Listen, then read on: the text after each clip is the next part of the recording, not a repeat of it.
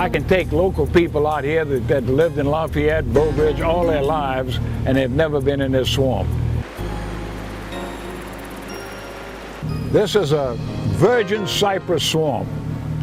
The trees, for some reason, were not cut. They were probably too small when they logged it, roughly 100 years ago. And it's just an example of how beautiful the Atchafalaya is.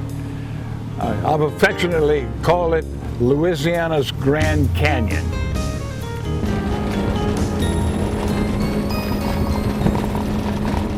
But when I get into this area here, it's almost a religious experience. And I am plagiarizing the movie Star Wars.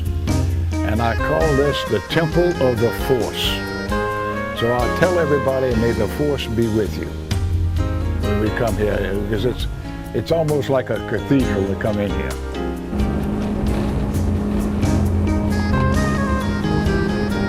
Well, as we educate our people, I think we can preserve it.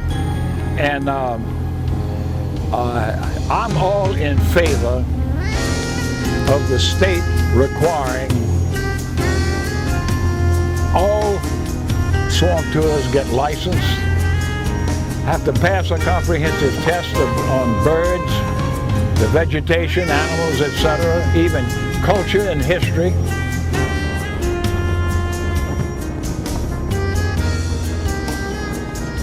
What do we have to do to preserve what we have here and not... Educate.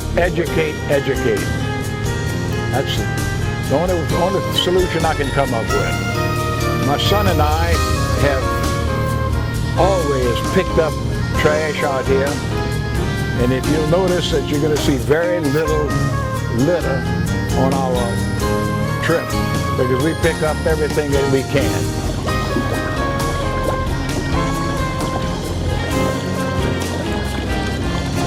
If we do things like that and educate people, like I say, educate, that's the solution. We can preserve this for posterity.